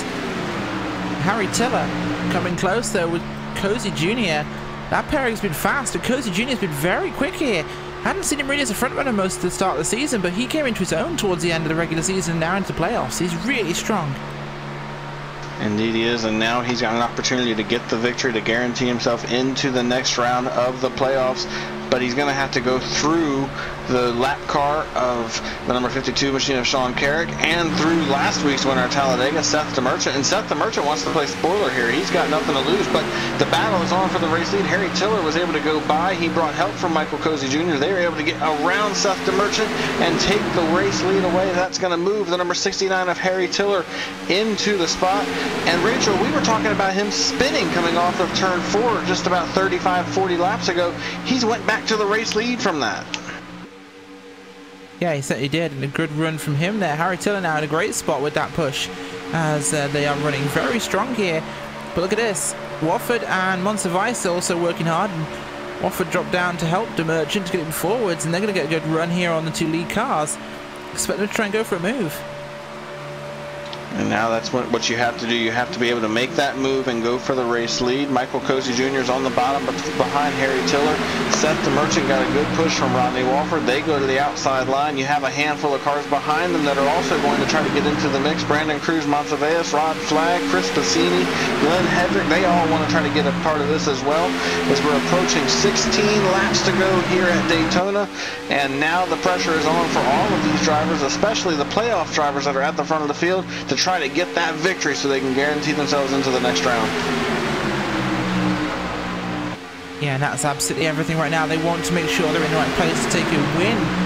And things have been fairly careful today. I've been impressed by how clean and careful this racing's been. These guys do not want to make mistakes. They know everything matters now. Indeed it does, and the only person up here that doesn't have to worry about making a mistake is Seth DeMerchant, because as we've mentioned a handful of times here tonight, he's guaranteed that spot regardless of what happens here tonight. He can go out here and put the pressure on in a big way by getting another victory, and that's exactly what he's trying to do right now, as he is trying to work his way to the outside of Harry Tiller with a good push from Rodney Wofford on the outside line, just not quite enough to get him there. He's able to get to the right rear quarter panel, but not quite enough to do much more than that right now, and it's 2 versus 2 as they head through turns 1 and 2. Certainly will be. And so far we've had what, 1 caution for an issue on the racetrack so far, so impressive racing tonight. We've actually had 2 green flag pit stops and we've had 1 caution. This is incredible. Unless the last 15 laps are going to be carnage, it'll be tough to find out what's going to happen here, but 15 laps to go to the end and everyone should be good on fuel. So should things stay green, we're going to have an interesting race in our hands. And we've had a very interesting race at the front of the field for the last handful of laps, as now Seth DeMerchant gets the run that he needs. He's able to get clear of the race leader of Harry Tiller. Can he go to the bottom of the racetrack? He has the opportunity to do so, but he's going to stay on the outside line. That's where the momentum is right now, but now he has to make that move to the bottom of the racetrack because the momentum began to stall out for him. And now, can he protect the lines and try to hang on to this race lead for the final 14 laps of this race? That's going to be the question. Now Rodney Wofford gets a good push from the outside, and he's going to try to take the race lead away. He's got Rod Flagg right behind him, and now Michael Cozy Jr. jumps up to the outside as well. So these guys are beginning to fight hard here at the front of the field, and it's a matter of time before something crazy happens, but these guys are going after here. They come to the stripe, a little bit of door banging between the 2 leaders. Wofford tried to get into the side to Seth DeMerchant, made a little bit of contact, and he was able to lead that lap as a result of it. Carried a lot of speed from that. Yeah, contact there between 2 cars that have worked well together tonight. It's so unusual as Wofford will drop down in front, leaving Flagg and Cozy Jr. Cozy sees the running the wall, drops down. Flagg might get lost on his own here. And unfortunately for that 10 car, he's the only car on the outside line right now, as Glenn Hedrick is at the back of this pack trying to hang on, and he jumped up there maybe to give him a little bit of a draft assist, but it's not going to be enough to help Rod at this point to go up there and challenge for the race lead, as he's going to drop back as he's battling beside Michael Cozy Jr. for that 4th and 5th position. And now you see Glenn Hedrick finally beginning to make his way up to the back bumper of that 10 car to try to help him out. But he's going to need help from one of these guys that are pinned down on the bottom of the racetrack. Somebody's going to have to jump up either in front of him or behind these 2 to help them out. And now the question is, who is it going to be? I thought for a moment it was going to be Seth DeMerchant, as he looked like he was going to peek out there, but he decided against it as he stays on the bottom of the track behind Wofford right now. And you can see these guys are beginning to fight pretty hard, as Rod Flagg, with just 1 car behind them, they're beginning to make some speed, and they have gotten back to the outside of the 2nd place car. Now they just have to try to fight to the outside of Wofford for the lead. They do indeed, and just to kind of translate things for the sim terms, it's a big gamble choosing when to pull up the outside lane. Unlike the real thing when you see 2 constant lines almost all the time in plate racing, Here, where you typically have a smaller outside line, it's always a big gamble to decide, is it worth popping out now?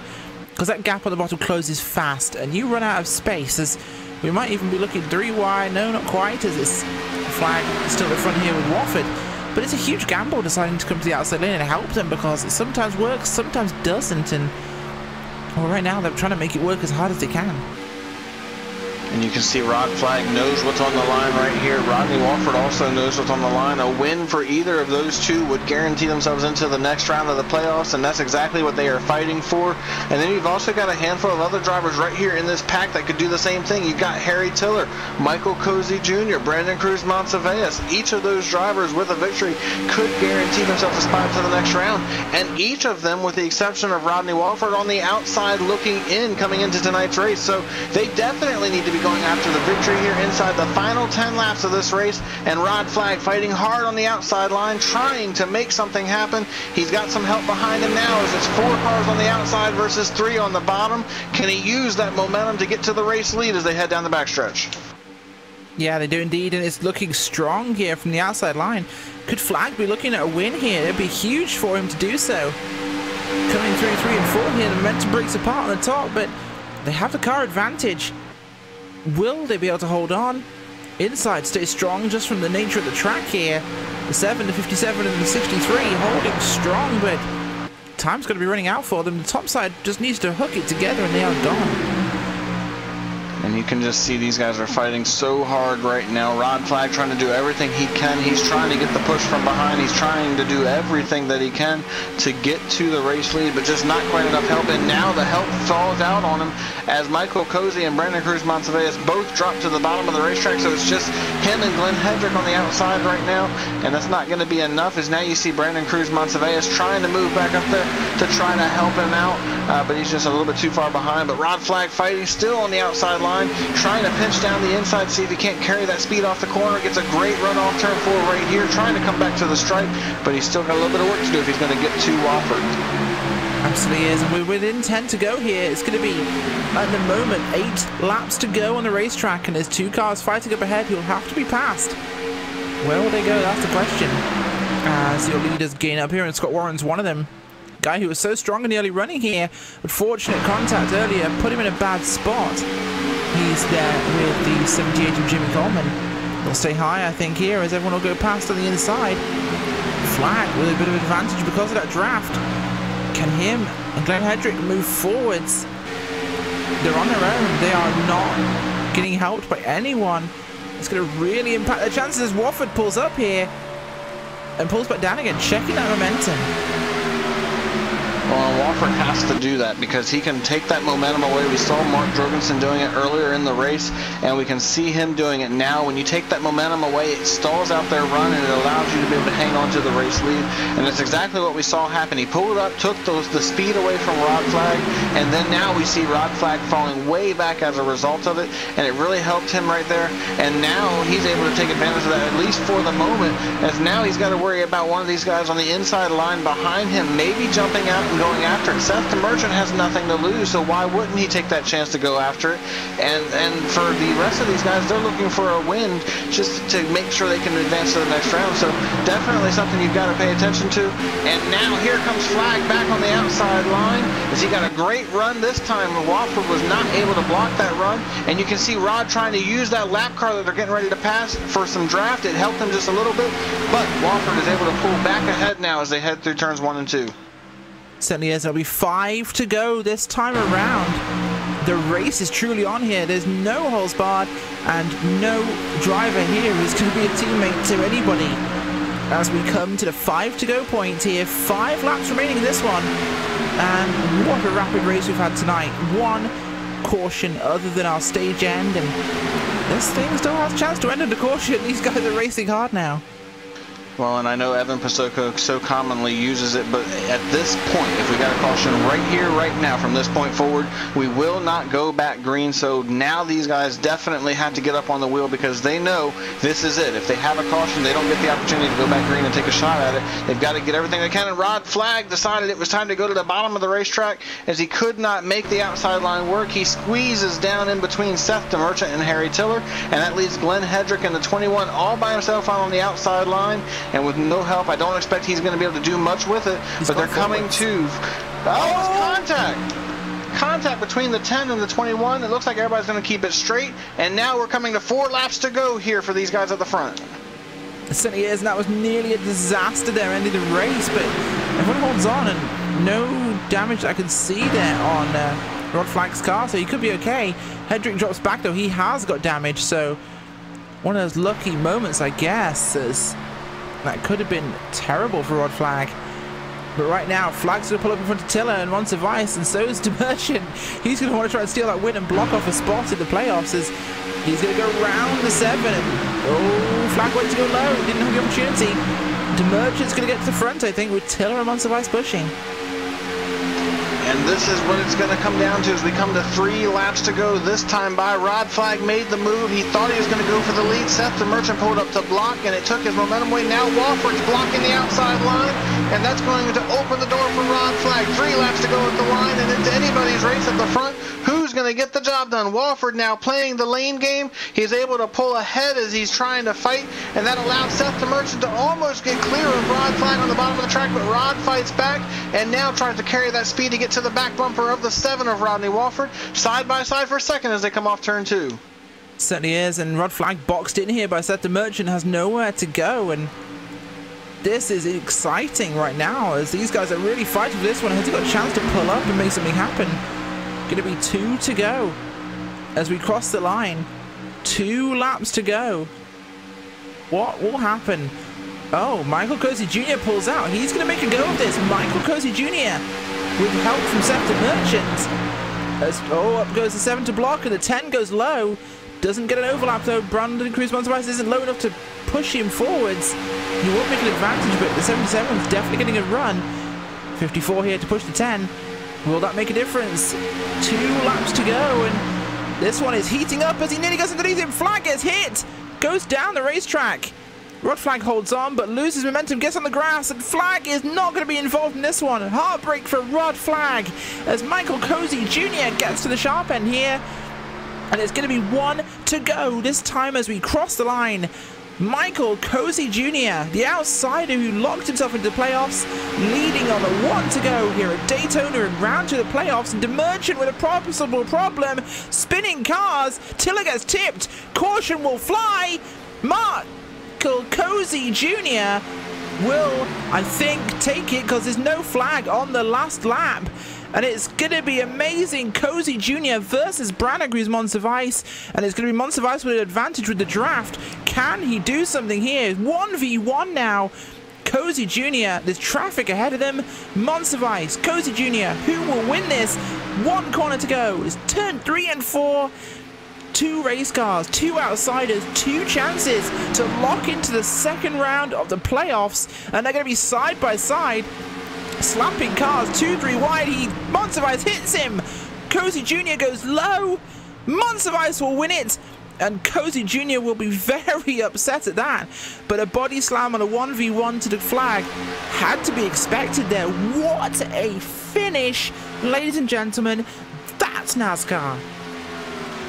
That was a wild last lap. It all started coming to the white flag. Rodney Wofford was trying to fight for the lead. He was trying to battle with these guys. Got into it with Seth DeMerchant. That sent them around. Harry Tiller got involved. You saw, I believe that was Lucas Cram got a piece of it. Looks like the 96 machine also got a piece of it. And then it was on between Michael Cozy Jr. and Brandon Cruz Montevice. And that's one of the toughest places to be on the last lap when you're the leader and it's just 2 cars, because the second car in line has the advantage. If you can find a way to get to your right rear going into turn 3 exactly the way Brandon was able to do, you're able to carry that momentum back to the line, and 9 times out of 10 you're able to make the move. And even without dooring the 77 of Michael Cozy Jr., I believe Brandon Cruz Montevice was going to win that race regardless, because he had the momentum coming to the stripe. Oh, absolutely, and what a result there we had at the end. That was incredible. The end of our race, absolutely amazing. What a finish, guys. That was awesome. And I honestly, I don't know about you, Brian, but coming to the last lap, if you can get to them, you're gonna do something like that. This is NASCAR. There's expected body contact. Montevice snatches it from the jaws at the end. That's exactly what you want to see, and for Brandon Cruz Montevideo, that was a big victory for him, as it guarantees himself a spot into the next round of the playoffs. And like you mentioned, those two drivers were both on the outside looking in. He was 9th in the points coming into tonight's race, and now he's going to move up and will move into the playoff contention. And now it's going to be interesting to see who ends up on the bubble and who's on the outside looking in going into next week's race. Yeah, he certainly is, and what a result. We'll go to the break, and then we'll come back with race results.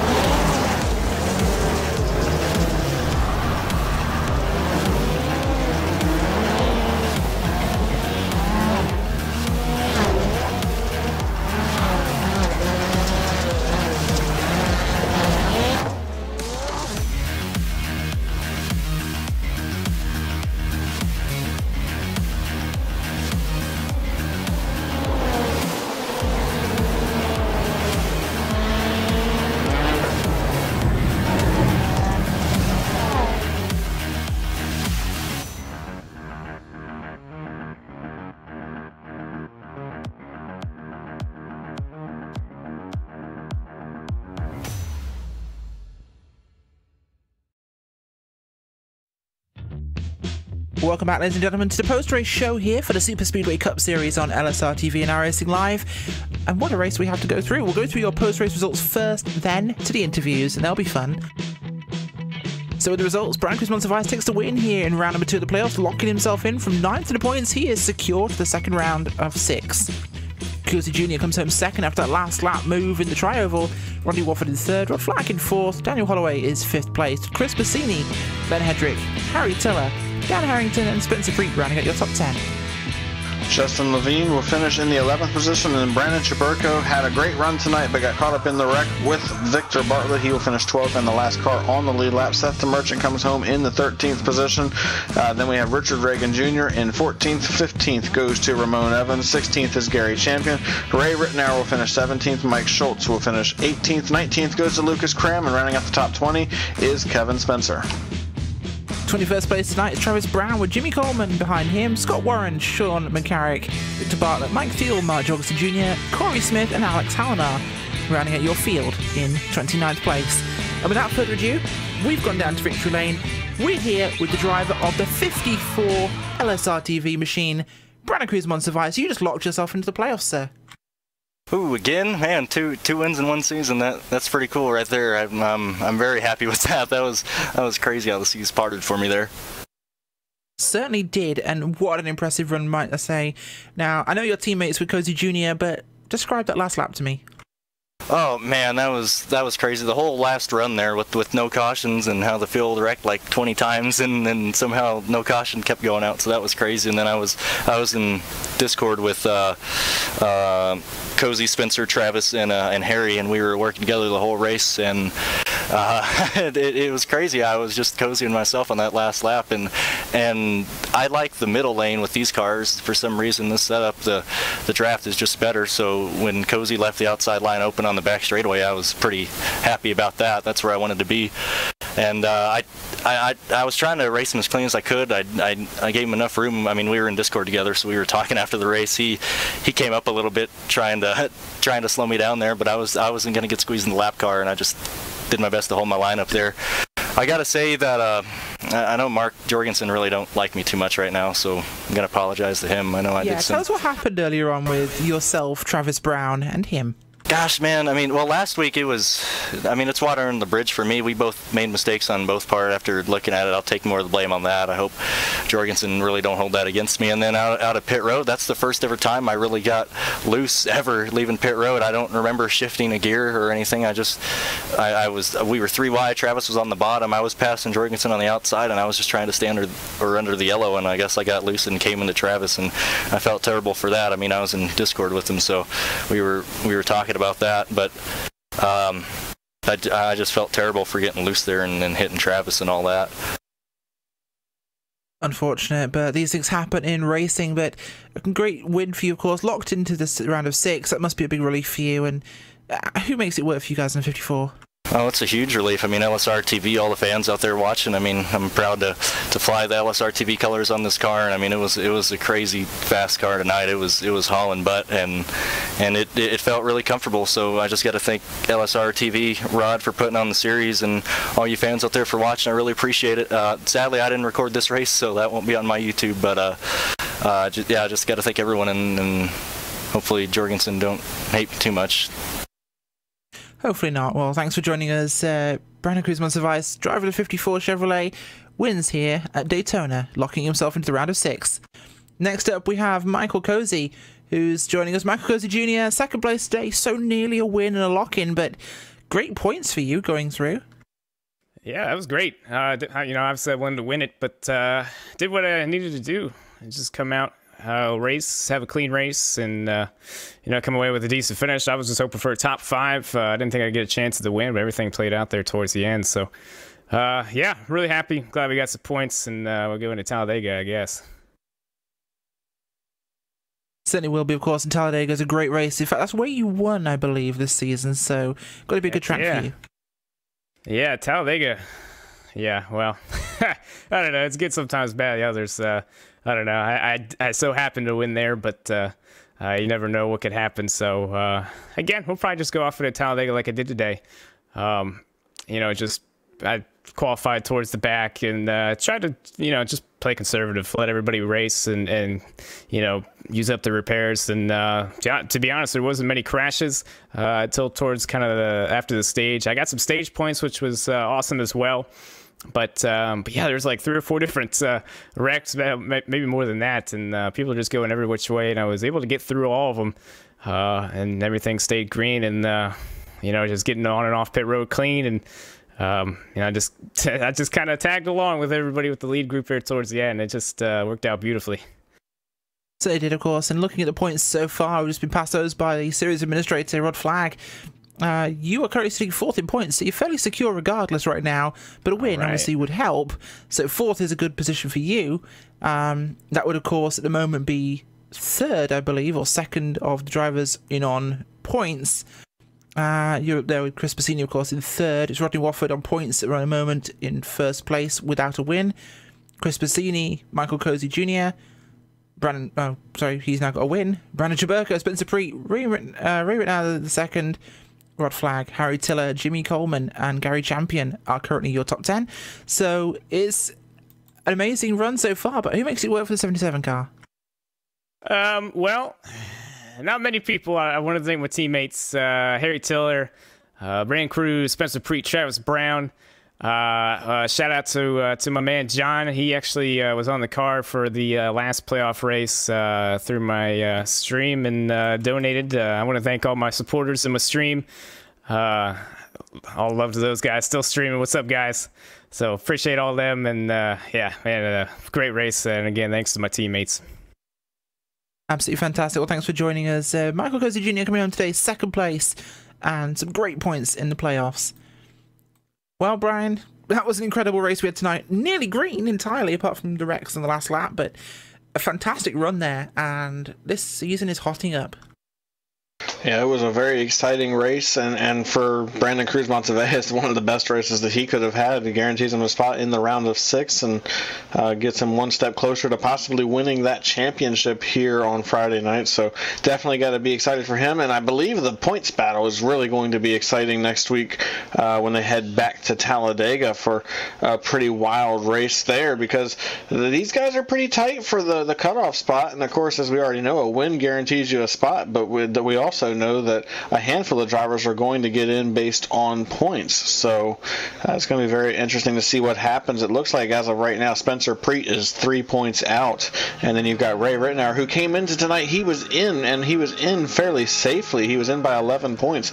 But now he's going to be sitting on the outside looking in by 9 points. So definitely going to have his work cut out for him as well. Really excited to see what happens next week at Talladega. Oh, me too. Well, guys, don't forget you can join us same time next week for round number 3 of the playoffs. And this one is going to be a firestorm. Something tells me this will be an incredible race, so do not miss it. 9 o'clock Eastern on Friday night, and you can catch us live then. So from all of us here at LSRTV, myself, Rachel Whiteford, Brian Macklin, and of course, Cisco Scaramuza in the production office, you guys have been amazing. We'll see you same time next week. Good night.